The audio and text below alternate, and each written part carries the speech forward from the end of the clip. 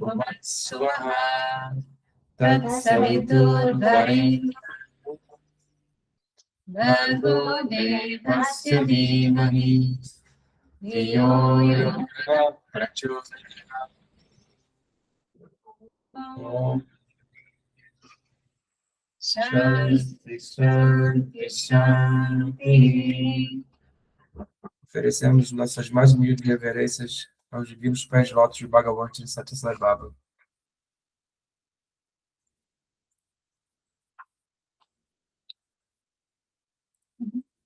Sairã. Controle dos sentidos. O controle da língua é a principal entrada para o yoga, diz a Bhagavad Gita. A Bhagavad Gita declarou que é impossível entrar no yoga e alcançar a divindade sem controlar a própria língua, que é um órgão dos sentidos muito importante. O ser humano possui 5 órgãos dos sentidos. Esses órgãos dos sentidos devem ser utilizados com cuidado e completo conhecimento. Se o fogo for manuseado com cuidado, ele será útil. Mas o mesmo fogo, se for manuseado com negligência, ele será perigoso. Similarmente, tanto a faca quanto a eletricidade são úteis ao homem quando utilizadas com pleno conhecimento sobre os seus aspectos positivos e negativos. Mas quando elas são utilizadas sem conhecimento, elas são prejudiciais. Assim, é nosso cuidado ou negligência que é responsável pela utilidade ou prejuízo, pelo bem ou pelo mal. É por isso que a filosofia Vedanta, ao explicar sobre o poder dos sentidos, nos exortou a nos conduzirmos com pleno conhecimento e consciência. Entre os 5 órgãos dos sentidos que um ser humano possui, cada um é dotado de uma faculdade específica. Mas somente a língua é dotada de 2 tipos de poderes: o poder da fala e o poder do paladar. É por isso que o Senhor Krishna nos aconselhou a fazer uso da língua com muito cuidado. Um aspirante espiritual, sadhaka, que mantenha a sua língua sob controle, terá um coração puro, inabalável e altruísta, e ele certamente alcançará a divindade, diz o Senhor Krishna.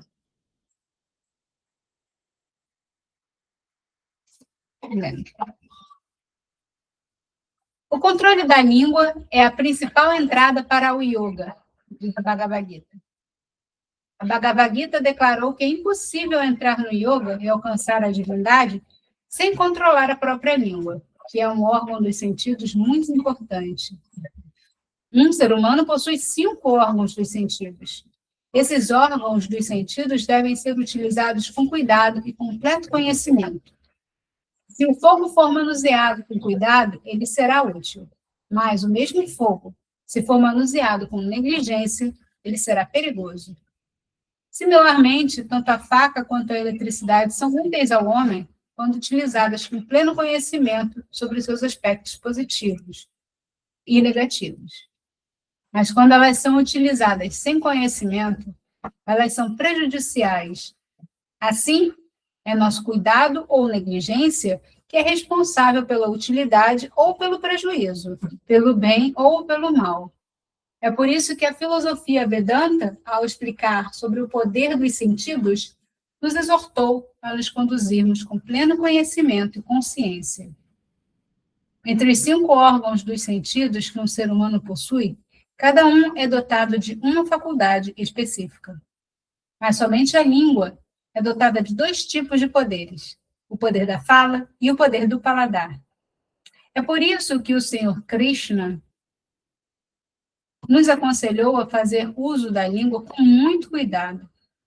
Um aspirante espiritual que mantenha sua língua sob controle terá um coração puro, inabalável e altruísta, e ele certamente alcançará a divindade, diz o Senhor Krishna.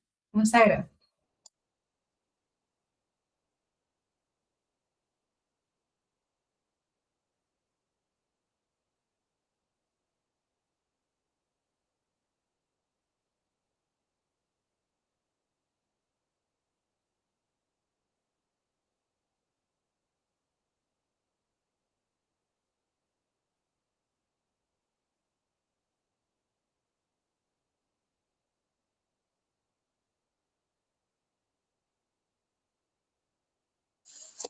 Tairan, não há dúvida, como diz o texto, que a língua é o sentido que a gente precisa ter mais cuidado, que precisa de um duplo controle.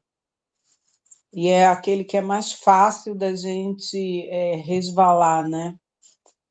Porque os excessos, né, da comida, né, pelo paladar, né, é uma coisa que a gente cai facilmente, né, que pode cair facilmente, e a questão da fala. Essa, então, é perigosíssima, a gente precisa... Na verdade, a gente precisa pensar mais antes de falar.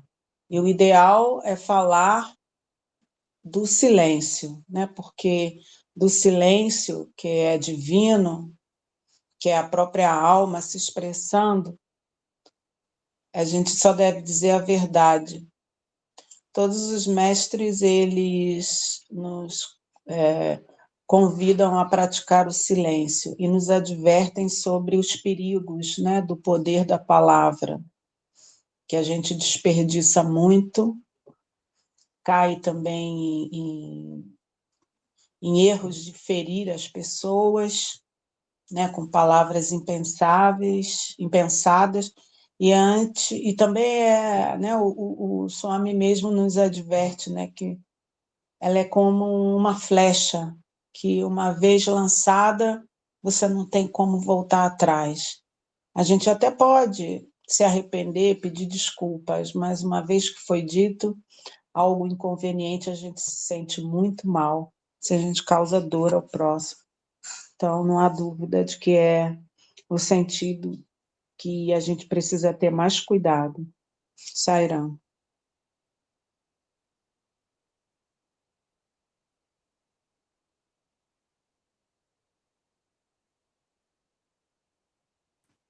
Sairam,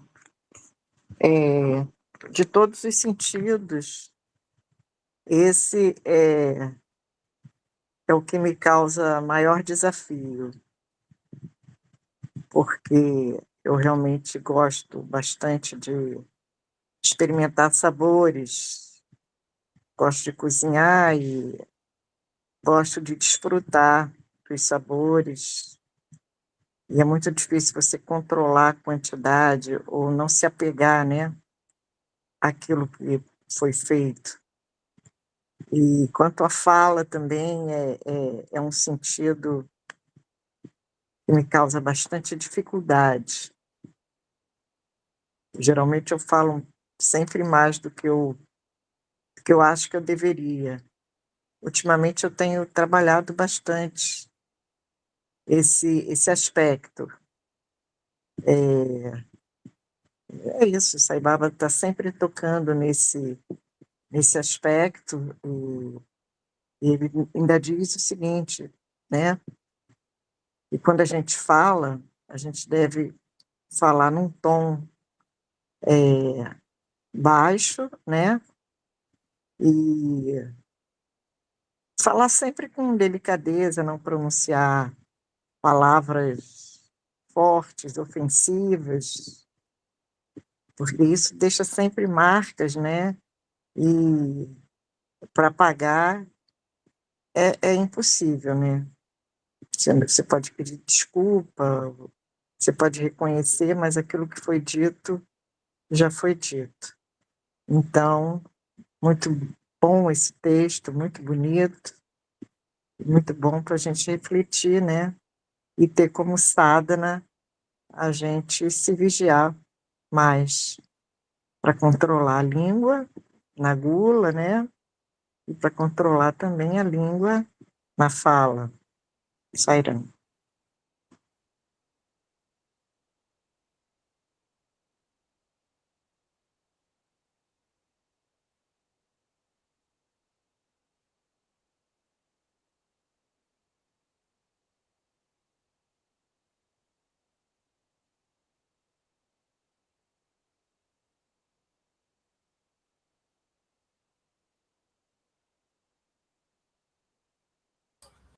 Sairam.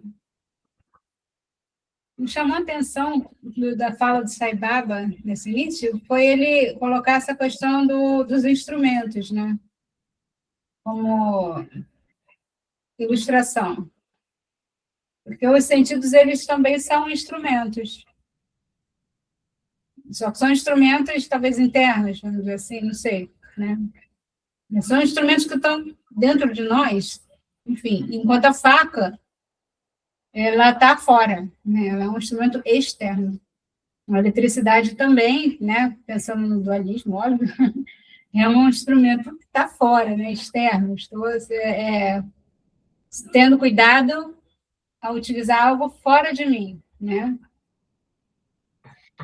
Mas talvez, justamente por esse condicionamento de estar sempre olhando para fora, né? Dos nossos olhos olham para fora, pode ser por isso que a gente acha mais difícil, né? Você ter esse cuidado, né? Como é esse cuidado com a língua, com os olhos, com o ouvido, com a pele, né?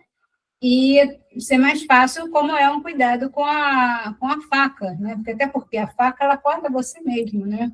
Se você não tiver cuidado. E a eletricidade dá um choque em você mesmo. E aí também chamou a atenção isso, porque muitas vezes eu ouço, às vezes, ou leio, né? As coisas que a Baba fala, e aí parece que é um puxão de orelha, né? Ou então eu fico receosa, né? Ih, caramba, isso está tudo errado, ih, meu Deus do céu. Mas, na verdade, o que me veio foi que a gente não tem que ter medo de usar errado. A gente precisa apenas aprender. Assim como a gente não tem que, se a gente tiver medo de usar a faca, a gente nunca vai usar a faca direito. Mas se a gente tiver medo de usar os nossos sentidos e cometer um erro, ferir alguém, a gente nunca vai usar direito os nossos sentidos. A gente precisa aprender a utilizar esses instrumentos internos. Né? E não ter medo de utilizá-los. Dominar eles. Né? Eu até lembrei que quando eu fiz essa faculdade lá de gastronomia, eu já cozinhava, né? Claro, já usava faca, já tinha noção. Só que eu aprendi outras maneiras de utilizar a faca ali com mais segurança para mim, que eu não sabia, né? Eu achei interessante. Então, assim, a gente sempre tem como aprender a usar esses instrumentos de uma maneira mais segura. Então, a gente deve buscar fazer isso para os nossos sentidos. E não ficar com medo de errar, né? Como eu fico, às vezes, né? Eu sinto muito isso quando eu leio, assim, né? Ficar mais uma coisa para eu observar, mais uma coisa para eu poder pisar na casca de banana e escorregar, né? Mas não é isso que eu acho que a gente deve pensar, que eu devo pensar. Eu devo me guiar, né? Pensar não seria a palavra, mas eu devo me guiar na boa utilização, né? Buscar ter uma boa utilização. Como utilizar esses sentidos de uma maneira segura, né? Como o Sai Baba está falando. Né? E como ele cita aqui, né? No Krishna falando, né? O aspirante que mantém sua língua sob controle terá coração puro. Mas esse controle, acho que a gente tem que entender o que é esse controle. Porque a gente sabe que o controle, aquele controle que, como a Elô fala várias vezes, né, em relação à Mona, né? Você não fala, mas você fica pensando, remoendo, fazendo um discurso mental. Você não está seguro, você está sob controle do lado de fora, mas do lado de dentro não está. Então, é algo que realmente só cabe a nós, né? Cada um tem que fazer o seu trabalho para manter essa língua sob controle, né? Que não é um controle para outro ver, né? Essa palavra tem também um certo peso, né? Pelo menos para mim, assim, controle. Mas não é, eu acho que não é um controle de como se fosse algo que impeditivo, mas um controle natural, né? Assim como você controla os seus odores no corpo, né? Você vai suar muito, você toma banho. É um controle assim, natural, você não precisa ficar assim, terrivelmente fedorento para poder ir resolver tomar um banho. Né? Então, a gente também, isso é um controle. Não precisa ser controle no tipo punitivo, caso eu não faça, né? Até porque eu acho que a Babari já falou em outros momentos aí que a gente não tem que, não deve punir o corpo, né? Não deve punir, fazer punições, sabe? Ele mesmo não pune. Essa ideia é um pouco equivocada, né? A gente chamou a atenção foi isso, né? Para não ter medo de utilizar os sentidos, mas sim ter consciência, utilizar com cuidado, observando, né? Se colocar nessa posição de observador, não apenas do fazedor, mas também do observador. Sairana.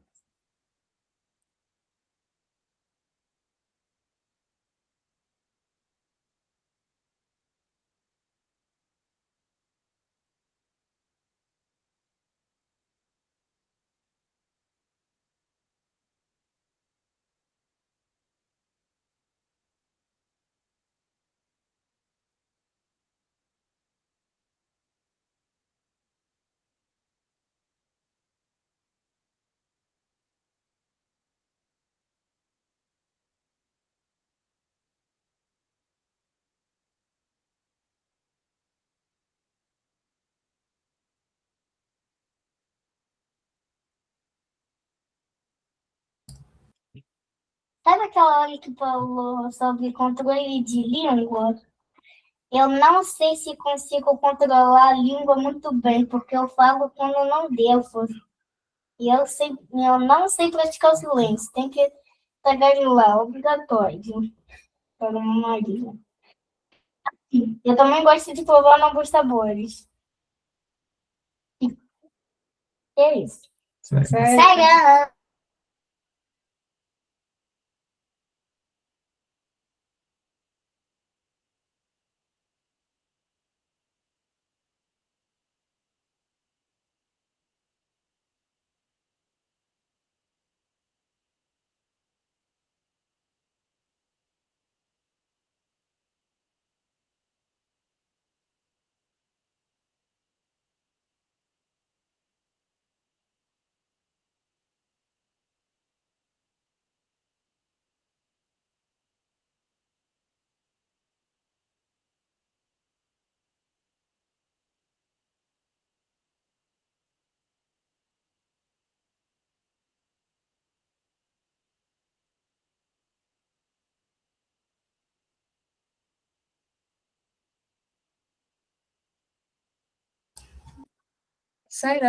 Continuar então a leitura aqui. É por essa razão que os aspirantes espirituais, desde os tempos antigos, estão observando várias práticas, como Chadurmasya Vrata, Ekadasi Vrata e etc. Chaturmasya Vrata significa por 4 meses, na estação chuvosa, restringir a quantidade de alimento. Mitrahara, e observar o voto de silêncio, Munavatra, mantendo assim a língua sob completo controle com relação à comida e à fala. O Ekadasi Vatra também é observado para o mesmo propósito. Isso manterá o corpo saudável e a mente em um estado de bem-aventurança. A ingestão excessiva de alimentos é muito perigosa para a saúde. Alimentos com uma variedade de sabores conduzem o aspirante espiritual a um estado de sonolência, tamas. Por um lado, você ingere uma quantidade excessiva de alimentos com uma grande variedade de sabores. E, por outro lado, você diz que é capaz de alcançar a divindade e sentir sua presença. Não. Isso não é possível. Pode ser. Escuto muita coisa, né? Então, vou reler. É por essa razão que os aspirantes espirituais, desde os tempos antigos, estão observando várias práticas, como Chaturmasya Vatra, Ekadasi Vatra e etc. Chaturmasya Vatra significa, por 4 meses, na estação chuvosa, restringir a quantidade de alimento e observar voto de silêncio, mantendo assim a língua sob completo controle com relação à comida e a fala. O Ekadasivatra também é observado para o mesmo propósito. Isso manterá o corpo saudável e a mente em um estado de bem-aventurança. A ingestão excessiva de alimentos é muito perigosa para a saúde. Alimentos com uma variedade de sabores conduzem o aspirante espiritual a um estado de sonolência. Por um lado, você ingere uma quantidade excessiva de alimentos com uma grande variedade de sabores. E, por outro lado, você diz que é capaz de alcançar a divindade e sentir sua presença. Não, isso não é possível.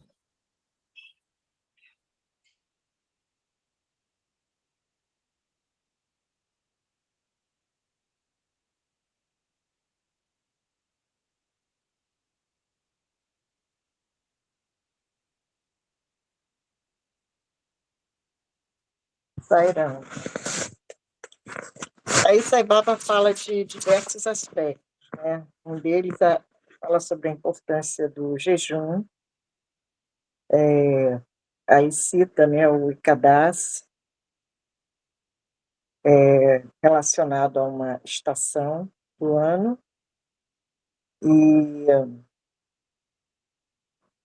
e fala também a questão do tempero, né? De você supervalorizar o sabor dos alimentos, a gente acaba se apegando, né, a esse sabor. Certa vez eu li também que lá no Tibete, os monges do Tibete, eles comem 2 alimentos, um grão e um legume, e tudo assim muito feito, muito simples, né? Mas foi nas minhas peregrinações à Índia que eu também aprendi sobre os temperos, porque eu acho que, nossa, eu acho que o indiano supera qualquer um na questão da quantidade de elementos que eles colocam na comida para dar sabor, né? E é um desafio isso, para mim é um desafio. Certa vez, na ocasião do Mahashivaratri, no ashram, alguns devotos estavam fazendo jejum e houve uma proposta de fazer durante uma semana, entre os devotos, né, entre os grupos. E eu resolvi fazer, quer dizer, jejum de sólido, comida sólida. Podia tomar um chai, né, um café com leite, um lassi, mas só líquido, né? Nos primeiros 3 dias, e depois não, depois ficaria só com água. Então eu me propus a fazer, foi bastante difícil, mas nos primeiros dias eu adotei o picolé de manga, que lá no Astra tem, né, você compra aquele picolé lá, um lugar onde vende sorvete, é um sorvete de manga indiano, e realmente ele é muito bom. E aí eu fiquei uns 2 dias, assim, eu terminava o darshan, eu ia correndo para a fila de sorvete. E aí eu reparei que eu estava me iludindo, né?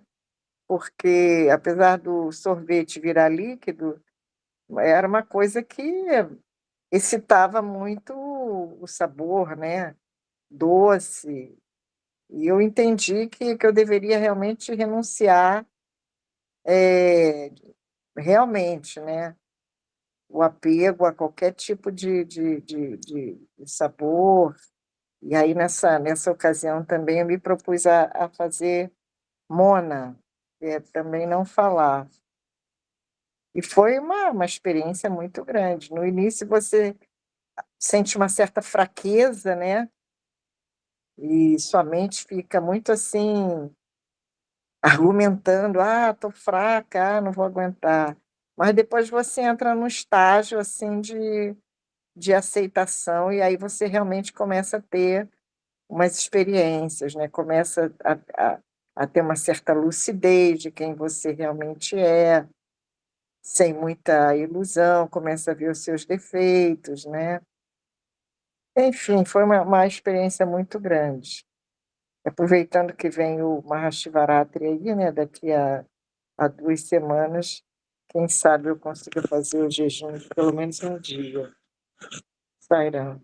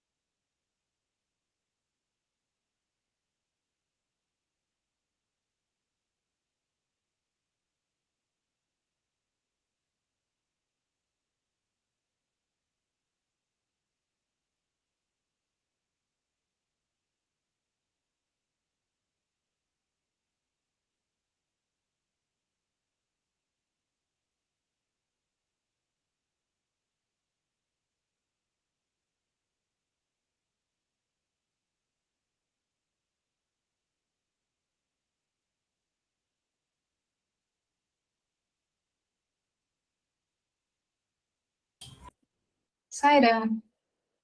Eu entendo que ele está falando sobre o uso descuidado, né, como ele falou, com negligência da língua, né, tanto para fala quanto para comer, porque é gostoso, né? Porque a gente comete os excessos, muitas vezes porque é gostoso, mas também, às vezes, por conta de outras questões, né? Não é descontar, mas, tipo, tá com uma parte emocional abalada, tenta corrigir isso comendo, né? A gente tem essas compensações equivocadas, né? E aí me veio o quanto que a nossa mente, né? Até com a Elô falando ali da questão do picolé, né? O quanto a nossa mente não está envolvida aí, né? Também sendo mal utilizada, e com isso, utilizando mal também os sentidos, né? E aí veio a imagem da carruagem, que Baba sempre dá, né? Da carruagem invertida, né? Os cavalos sendo os amos, né? Então, a mente a favor, dominada pelos sentidos, né? Você acaba justificando, criando justificativas para qualquer coisa, para se utilizar de forma indiscriminada esses sentidos. Ah, mas porque é muito gostoso, não, mas o sabor foi dado da natureza, eu posso aproveitar, né? Aquelas coisas que a gente pode viajar e ter várias argumentações lógicas que vão embasar, mas na verdade são todas maneiras da gente não fazer aquilo que deveria estar fazendo, que é utilizando bem. Eu acho que Sai Baba não está colocando aqui que a gente não deve comer comida gostosa, por exemplo. Acho que ele está colocando o excesso leva a esse estado de sonolência, né? O excesso, ele está falando, ele ingere uma quantidade excessiva, né? Leva a problemas. Tanto que diz, você tem que, eu acho muito bonita essa imagem, né? Deixar um espaço para a Shiva fazer a dança, né? No nosso estômago, por exemplo. Mas a gente, justamente a mente, novamente, tentando justificar a comelança, né? Eu lembro que eu até comentei com o Rubens, né? Que eu vi uma nutricionista falando, né? Que a metade do prato deve ser de legumes, né? Que não inclui aí a batata, né? Legumes e verduras, e a outra metade de carboidrato, proteína, enfim. Aí eu falei, pô, agora então vou ter que comer 2 pratos, né? Um prato só com os legumes, essa é a minha metade, e a outra metade. Quer dizer, a nossa mente fica naquela... eu tenho que colocar, agora que está essa moda da proteína, né? essa onda, tem que comer proteína, não sei o quê. E aí a gente vê esse relato aí, né? Que eu falou dos monges lá comendo grão e legume. Não tem ninguém desnutrido. Isso são crenças que a gente vai aceitando até para nos proteger, né? De justificar os nossos excessos. Sairá.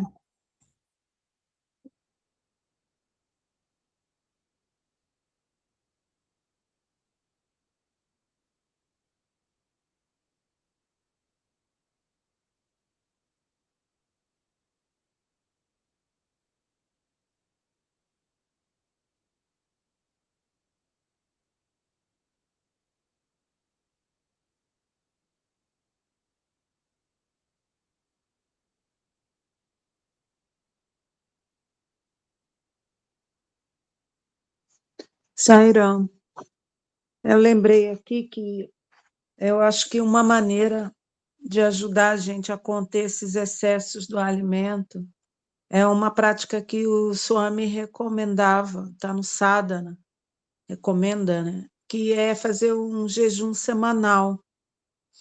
Eu ouvi isso a primeira vez do professor Hermógenes e está no Sadhana.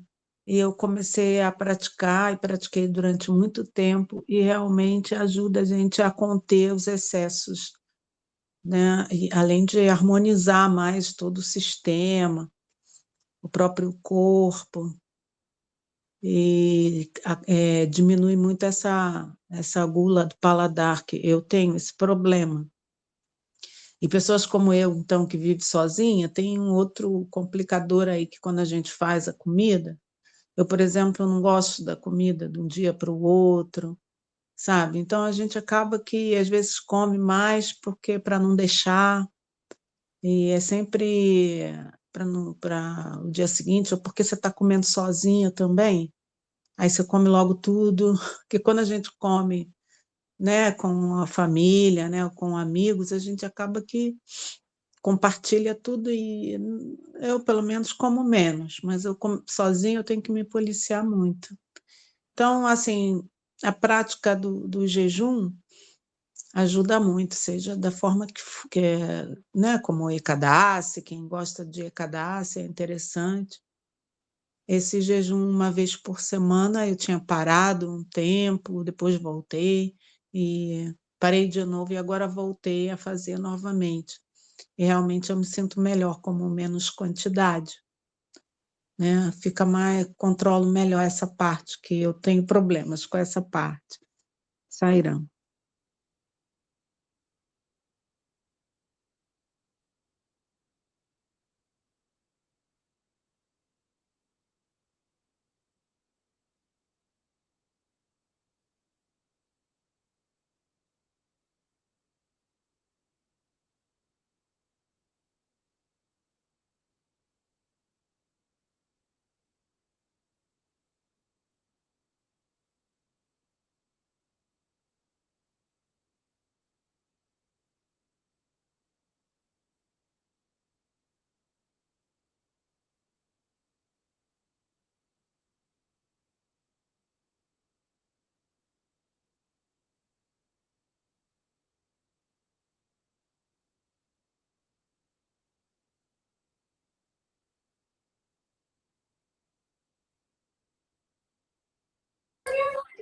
Sairão, continuar a leitura. Em primeiro lugar, você deve controlar a sua língua. Uma vez que isso tenha sido feito, todos os outros sentidos cairão sob o seu controle por conta própria. Os aspirantes espirituais de hoje em dia estão observando várias práticas, mas eles são incapazes de compreender a natureza do órgão dos sentidos mais importante, ou seja, a língua, e colocá-la sob seu controle. Um aspirante espiritual não precisa controlar todos os 10 órgãos dos sentidos, indriyas. Se apenas um órgão dos sentidos, isto é, a língua, for controlado, todos os outros órgãos dos sentidos cairão sob seu controle. Porque o homem hoje é incapaz de controlar sua língua, várias explosões emocionais, agitações, dúvidas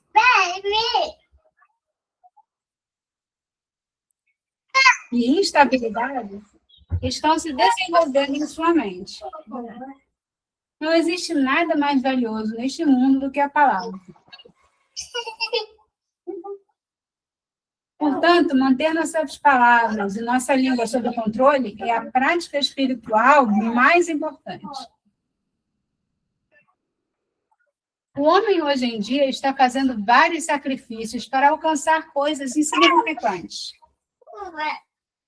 Ele está preparado para sacrificar até mesmo a sua vida para alcançar coisas triviais. Na verdade, a realização do ser é a conquista mais grandiosa. Esse é o estado mais bem-aventurado. Ele sustenta todas as coisas. Para alcançar esse estado supremo, o homem deveria fazer um sacrifício. Estritamente falando, alguma coisa precisa ser sacrificada para se alcançar qualquer coisa neste mundo. Quando você quer comprar legumes no mercado, você precisa pagar. Sem pagar dinheiro, nada pode ser comprado na loja. Isso significa que alguma coisa é sacrificada para se obter alguma outra coisa.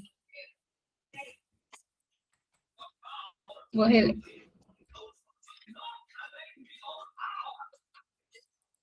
Em primeiro lugar, você deve controlar a sua língua. Uma vez que isso tenha sido feito, todos os outros sentidos cairão sob o seu controle por conta própria.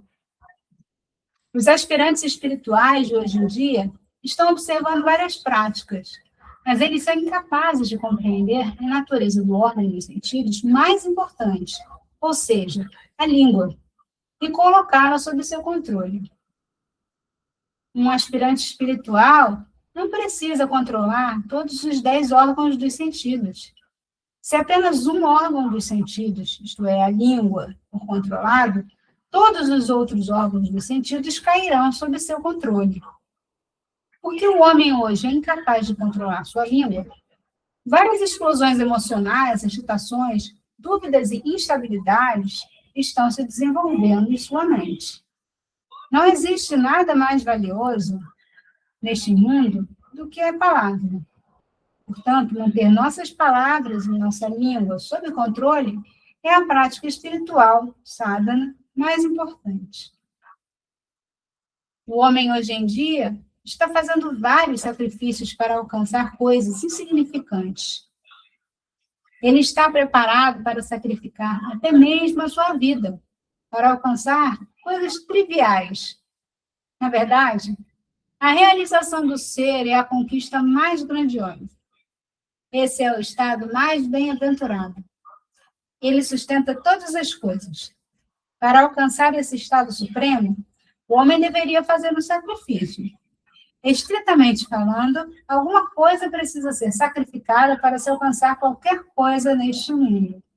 Quando você quer comprar legumes no mercado, você precisa pagar. Sem pagar dinheiro, nada pode ser comprado na loja. Isso significa que alguma coisa é sacrificada para se obter alguma outra coisa. Não será.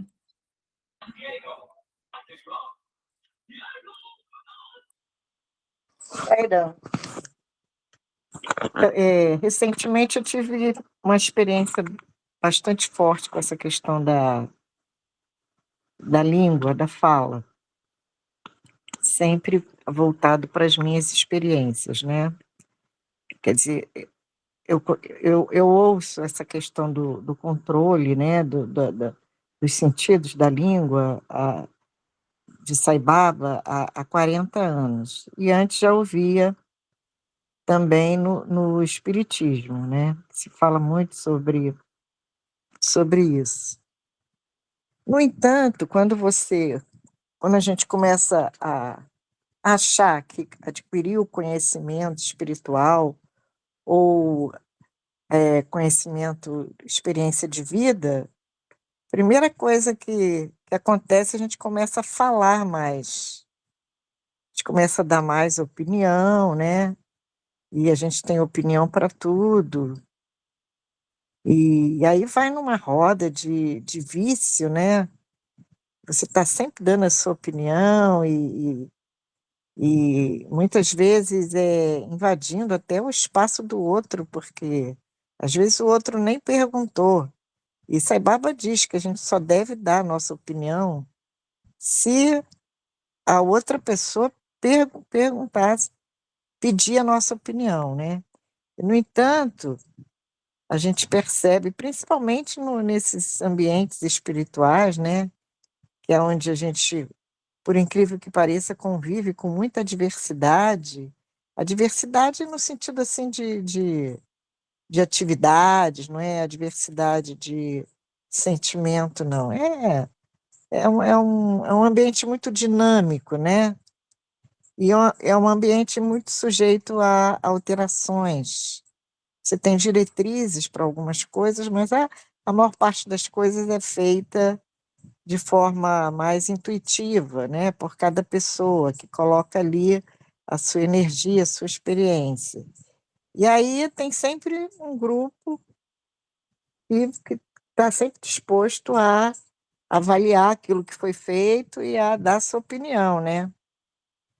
E aí, recentemente, eu pude, vendo um pouco de fora, assim, eu pude perceber como isso é pernicioso e como é um engano de como a gente entende a mensagem de Sai Baba.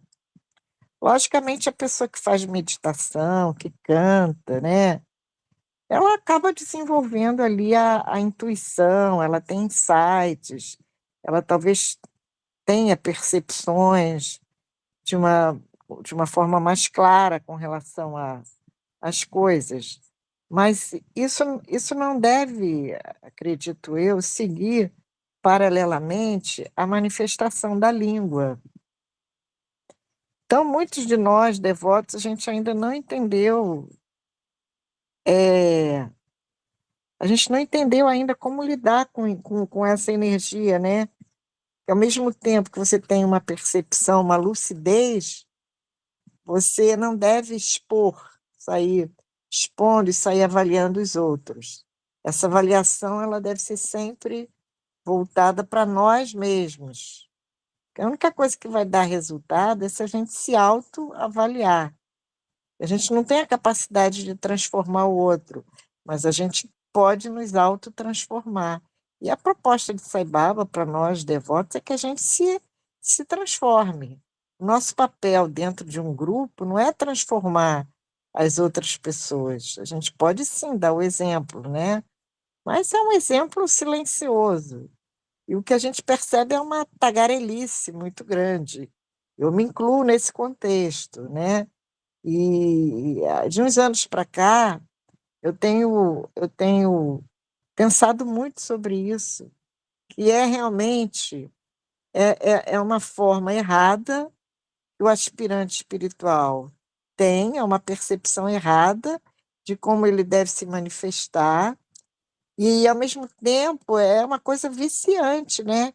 Você está ali naquele ambiente onde você poderia crescer espiritualmente, na verdade, você pode estar se afundando ali, entendeu? Isso me deu abertura até de conhecer outros ambientes. Hoje eu estou muito em grupos espíritas, né? E que ali também acontece isso, é uma coisa do ser humano. Em todos os ambientes espirituais, se você vai no Hare Krishna, você vai ver isso, né? O exagero da crítica, né? E no centro espírita, a mesma coisa. Então, em qualquer ambiente que a gente, sem contar dentro de casa, né? No ambiente familiar. Então, esse conselho de Sai Baba, se o devoto souber entender, né? Para isso a gente está aqui estudando, ele pode dar um grande passo na vida espiritual dele, entendendo que ele precisa usar essa habilidade de uma forma mais nobre, utilizando a renúncia, que aí ele fala nesse texto, né? A gente deve renunciar, 90% do que a gente ia falar, a gente deve renunciar. E falar somente quando nos pedem opinião, né?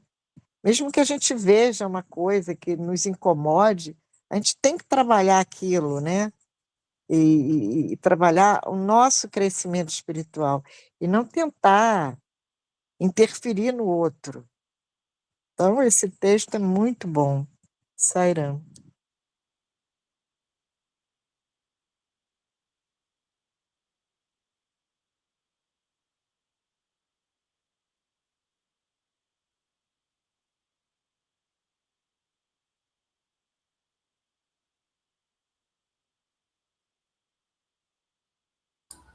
Sairã. Me bateu aqui foi quando ele fala essas duas frases aqui que estão aparecendo de início, né? Ele fala que o ser humano está preparado para sacrificar até a própria vida para alcançar coisas triviais. E aí eu me remeteu ao que ele acabou de falar antes, do excesso de comida, né, para satisfazer o paladar. Então, para satisfazer o paladar, a gente sacrifica a própria vida, né? Achando que isso é o objetivo da vida, né? Alcançar os prazeres, né? Ter prazer. Mas ele coloca logo em seguida, né? Que é a realização do ser, que é a conquista mais grandiosa. Então, eu entendo que ele diz isso, né? Não é abrir mão das coisas, porque o Sai Baba, ele não quer que a gente veja as coisas com a lente do negativo, né? Enquanto imerso nessa parte da verdade, claro.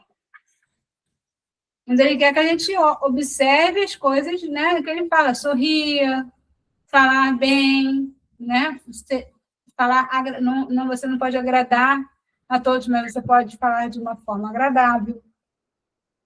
Então, ele preza por isso, né? Tanto é que o ashram sempre foi um lugar muito bem cuidado, muito bem decorado, né? O sentido da visão ali, ele assim, fica deslumbrado, né? Vendo aquelas flores maravilhosas, né? As estátuas, tudo muito bonito, né? E ainda plantaram muitas árvores, muito lindo. Eu fico assim, maravilhada. Então, eu não entendo que ele fale que não é para a gente desfrutar, mas não é para a gente fazer desse desfrute o objetivo da nossa vida,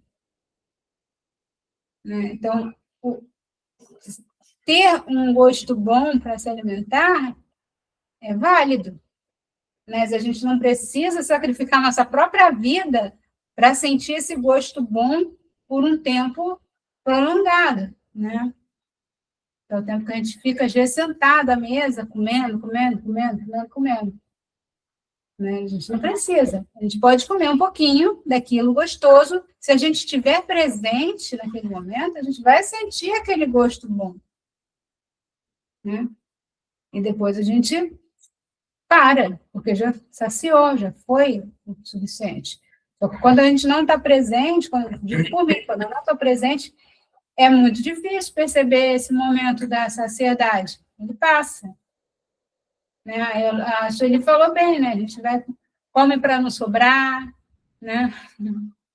Come para não jogar fora, né? Então, a gente parar e refletir nisso que ele falou, né? Se a gente não está sacrificando a nossa própria vida para alcançar a satisfação no sentido do paladar, por exemplo, né? No Sairá.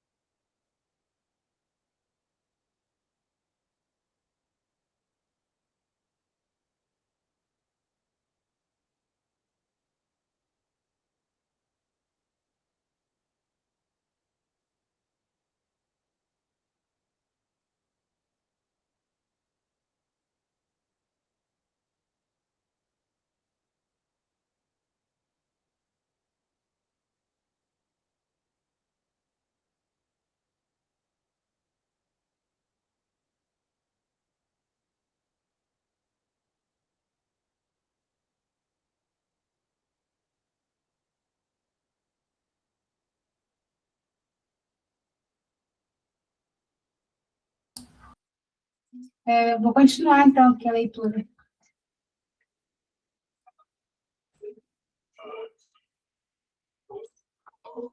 Similarmente, se você quiser desenvolver boas qualidades em você, você terá que sacrificar as más qualidades. Quando você sacrifica a desigualdade, você obtém a igualdade. Quando você sacrificar os maus pensamentos, você obterá bons pensamentos. Sem sacrificar as más intenções, os maus pensamentos e as más qualidades, Como você poderá obter as boas intenções, bons pensamentos e boas qualidades? Mantendo a língua sob controle, se você cuidar para que ela esteja satisfeita com uma quantidade limitada de alimento e uma quantidade limitada de conversa, você facilmente obterá a felicidade. Esse estado de serenidade é chamado de muna. Muna não significa simplesmente se abster de falar. As agitações mentais também devem ser silenciadas. Para esse propósito, você também deve manter o controle sobre os alimentos que você ingere. Você não deve dar à língua qualquer tipo de alimento que ela demande. Você deve desenvolver um senso de discernimento quanto ao que é ser, o ser, Atma, e o que é não ser, Anatma. O que é permanente, Nitya, e o que é impermanente, Anitya. Esse poder de discernimento é chamado de yoga do intelecto, Buddhi Yoga. Você deve utilizar esse poder de discernimento para avaliar qual é a qualidade, guna, do alimento que você ingere. Ou seja, pureza, sattva, atividade rajas ou inércia tamas. Você também deve cuidar para que o alimento que você ingere seja adequado para você, pitta, e em quantidade limitada, mita. Quando você assim inquirir e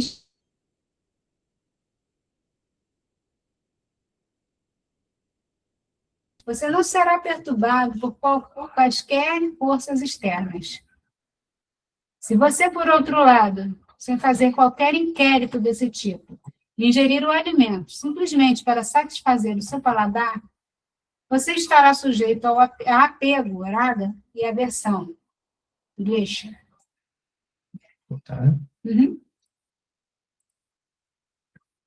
Similarmente, se você quiser desenvolver boas qualidades em você, você terá que sacrificar as más qualidades.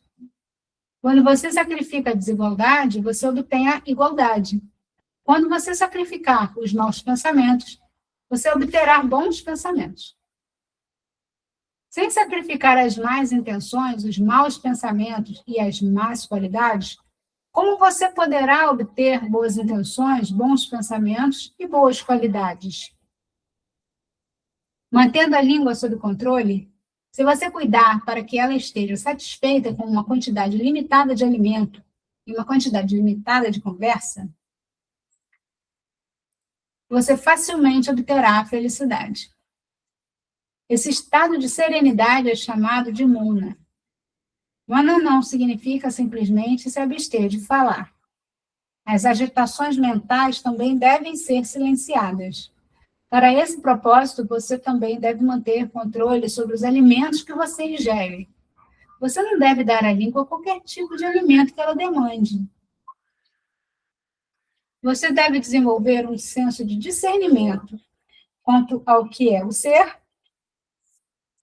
e o que é não ser, o que é permanente e o que é impermanente. Esse poder de discernimento é chamado de yoga do intelecto. Você deve utilizar esse poder de discernimento para avaliar qual é a qualidade do alimento que você ingere. Ou seja, se é pureza, atividade ou inércia. Você também deve cuidar para que o alimento que você ingere seja adequado para você e em quantidade limitada. Quando você assim inquirir e ingerir um alimento adequado, em quantidade limitada, com pleno conhecimento, você não será perturbado por quaisquer forças externas. Se você, por outro lado, sem fazer qualquer inquérito desse tipo, ingerir o alimento simplesmente para satisfazer o seu paladar, você estará sujeito a apego e aversão. Sairá.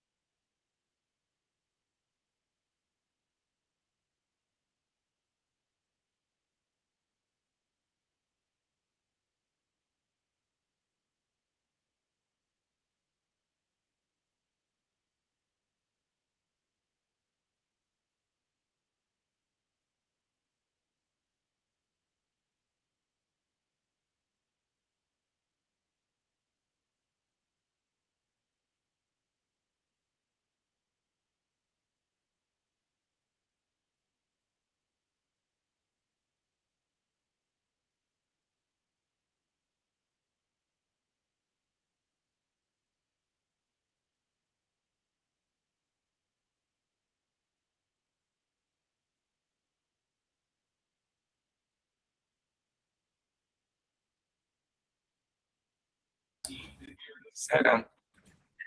Essa Baba aqui está falando sobre discernimento,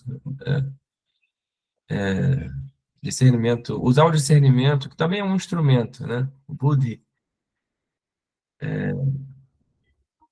fazer bom uso do discernimento, tanto para diferenciar o impermanente do permanente, né? Quanto também para escolher a quantidade e o tipo de alimento que você vai ingerir.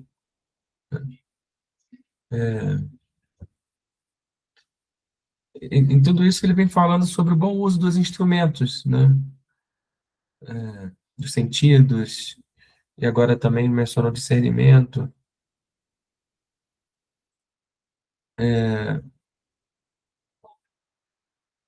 E é interessante ele falar nesses termos, né? Porque quando a gente pensa simplesmente em termos de controle, a gente pode acabar se perdendo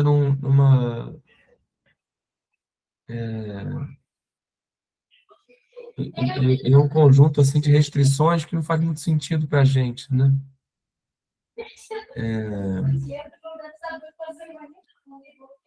E é importante que a gente tenha essa perspectiva, né, de que por que a gente está fazendo isso, né? Senão, como a Elu falou, né, falou muito bem sobre se a gente tem uma ideia, né, sobre algo que a gente deveria fazer, mas a gente acaba não fazendo por diversos motivos. Ou então a gente acha que está fazendo, mas não está, né? E isso é uma questão essa questão do bom uso dos nossos instrumentos,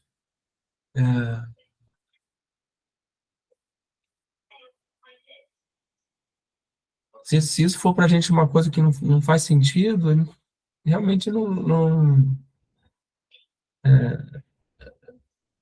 gente não vai nunca ter força para se engajar nisso, né? Sobre essa questão do discernimento entre o permanente e o impermanente, isso é uma questão muito forte, né? O pensamento hindu. A questão do discernimento que nos mostra que as coisas são impermanentes, né?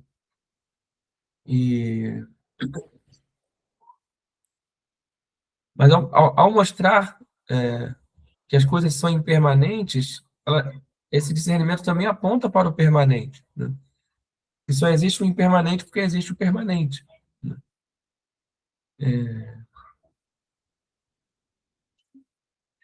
E de alguma forma, assim, a ideia, assim, né, em relação ao permanente e impermanente é que os dois existem, né? Mas, assim, como a gente busca a felicidade permanente, né? A gente não deve buscar a felicidade permanente nas coisas que são impermanentes. É uma ideia que parece muito simples, né? Mas que se você for ver a maneira como a gente vive, a gente não vive de acordo com essa sabedoria, né? A gente segue buscando a resposta naquilo que é impermanente, naquilo que nunca traz respostas, né? Aquilo que está sempre mudando, a gente busca aquilo que não muda, o imutável, né?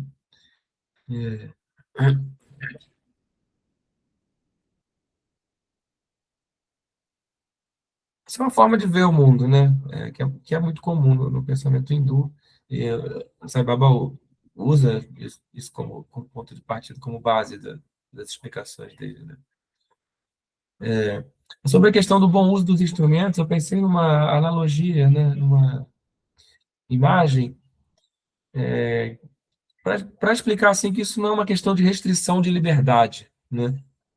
Não é simplesmente uma questão de, de perda de liberdade, porque a liberdade nos é muito cara, né? Eu pensei assim na analogia com instrumentos musicais, né? Imagina que cada um aqui vai tocar um instrumento musical. E a gente se reúne para tocar. E a gente vai tocar de improviso, né? A gente não vai seguir uma partitura. A gente vai improvisar. Mas, mesmo dentro de uma música feita em improviso, a gente não pode sair tocando de qualquer jeito, qualquer coisa, né? Senão vai ser uma cacofonia, né? Vai- a gente vai ter que tocar de uma certa maneira, né? Eu não saberia dar os detalhes técnicos, que o cara pode falar melhor a respeito de ritmo, harmonia, nota, né? Essa coisa toda. Então, é como se, mesmo quando a gente vai tocar de improviso, existem certas regras que a gente deve seguir. Mas essas regras, elas não são regras sem sentido, elas são necessárias para que saia uma boa música, né? Então, essas regras que o Sababa coloca, né, sobre alimentação, etc., etc., elas, é como se elas não são pré-condições né, para uma boa música. Elas são sinônimos de uma boa música, né?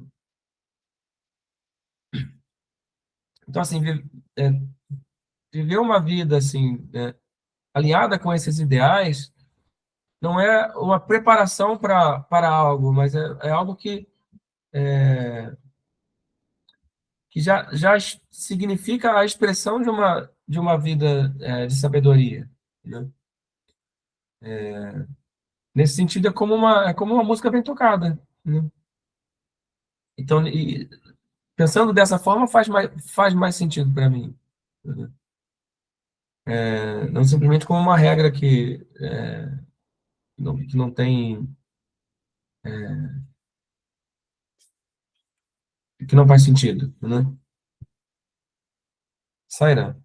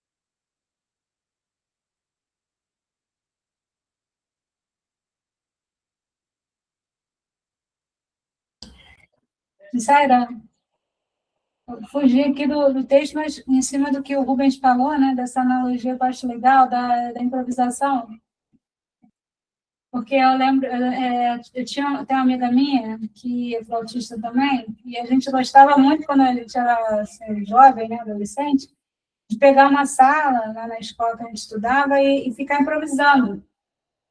A gente simplesmente começava a tocar, né? E o fundamental, e ficava muito legal, a gente se divertia muito, né? E o fundamental é se ouvir um ao outro, né? Então, se você está aberto, entendeu? Tipo, se você vê um jazz, né? Tem muito free jazz, tem improviso. Até na música indiana também deve ter, mas é que eu não conheço tanto assim, né? Mas no free jazz, se o baterista puxa uma levada, um ritmo, todo mundo vai atrás, ninguém fica tentando puxar para outro. Mas na nossa convivência como ser humano, a gente não usa essa técnica. A gente busca a boa convivência impondo, às vezes. Querendo que o outro aceite o nosso ponto de vista. Querendo que o outro engula aquilo que a gente está falando. A gente não ouve o outro. Então, acho que a gente... Esse negócio que ele falou, né? Fugiu um pouquinho aqui do tema, mas é que me lembrei disso, né? Até comentei com o Rubens aqui, ele achou legal de falar, né? Isso, da gente não ter uma boa convivência ouvindo, buscando ouvir o outro, esse diálogo, né? Essa coisa vai ficar harmônica, né? A gente vê na natureza isso, né? A flor, ela se abre lindíssima, atrai os polinizadores, depois ela murcha, né? Então, são coisas, assim, muito harmônicas que vão acontecendo, né? Um círculo muito bonito. Então, observar se a gente não está fazendo esse círculo, fica meio feio ao atacar os outros, né? Ao não ouvir o outro, ao se indignar com o que o outro fala, ao invés de aceitar aquilo e daquilo ali fazer essa boa música, né? Sairão.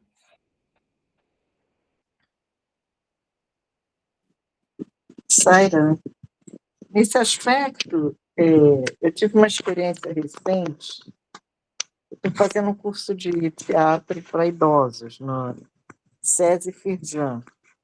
E aí a gente tinha que criar uma peça, e eu, preocupada, né, e uma determinada noite, sentei e criei ali um enredo. Não se chama enredo, não, né?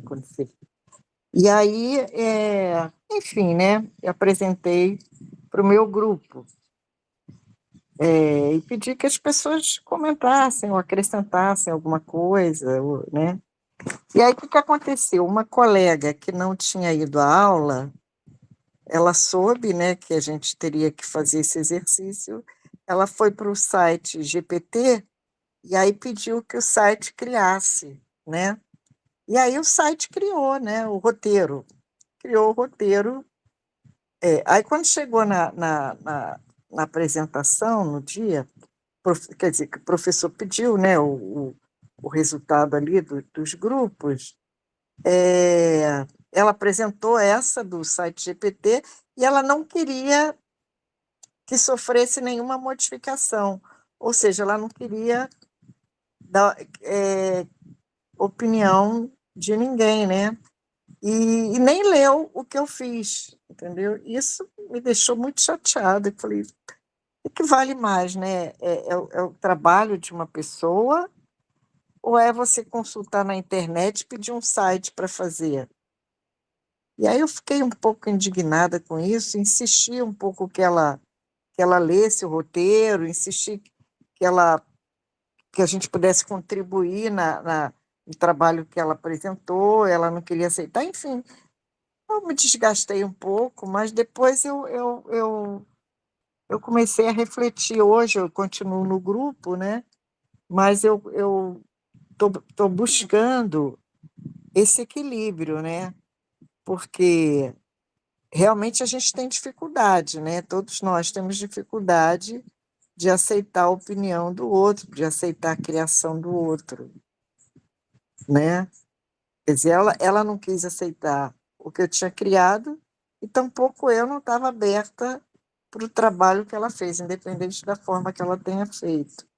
Então, eu acho que o desafio realmente é esse, a gente utilizar a nossa fala de uma forma mais sábia, né? Quer dizer, nem tudo deve ser falado, né? A gente não tem que saber de tudo, né? Se você está num grupo, se você está num contexto familiar, a gente não precisa dar opinião sobre tudo. Às vezes não vale a pena mesmo dar opinião. Às vezes é melhor você deixar seguir o curso, né? Se a outra pessoa quer tanto impor a opinião dela, o trabalho dela, eu acho que é muito mais sábio você deixar fluir e renunciar à sua opinião em relação àquilo do que você insistir, né? Você tentar impor. Então, eu acho que na questão do controle da fala, que aí tem a ver também com o que a gente come, né? Porque se você come uma comida muito excitada, né, com muitos temperos, ou se você não dorme à noite, ou se você viu determinado programa, enfim, você também vai ficando muito mundano, né? Você fica naquela energia ali do mundo e aí vira um círculo vicioso, né? Então, para a gente quebrar esse círculo vicioso, a gente realmente tem que dar atenção ao sadhana, E uma coisa também que eu refleti, né? Muitas vezes na nossa fala, ou na maioria das vezes, né? Que é a mesma coisa, muitas vezes, na maioria das vezes, existe um teor de vaidade aí, né? Porque a gente se acha meio que semideus, né? Somos criadores das nossas opiniões, dos nossos pensamentos, das nossas conclusões, admiramos o nosso intelecto, e qualquer coisa que ameace isso, a gente é, não gosta. Mas só que a gente está no caminho espiritual para romper isso. A gente tem que saber que não é. A gente não está no caminho espiritual para nutrir isso, e sim para romper com isso e descobrir uma forma sáttvica, né, de lidar com essas questões do mundo, de lidar com o nosso processo criativo, de lidar de que forma a gente vai lidar com o ser humano, né? Ou seja, a gente tratar o ser humano, respeitar o ser humano da mesma forma que a gente gostaria de ser tratado, quer dizer, é sobre isso, né? Sairam.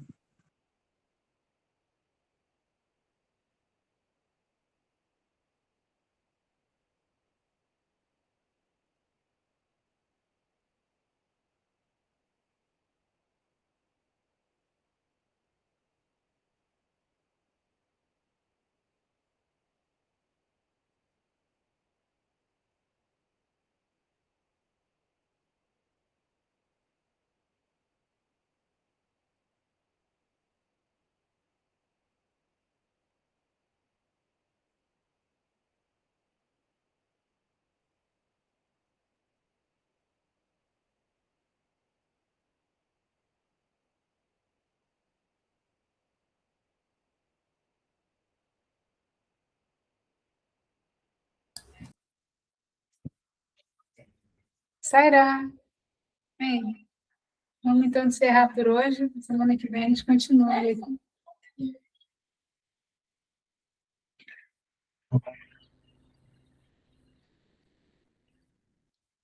Swasti prajabhya paripalayantam Nyayena Margena Mahimahishara Brahmanebhya Shubhamastu Nityam Samasta Loka Sukhino Bhavantu.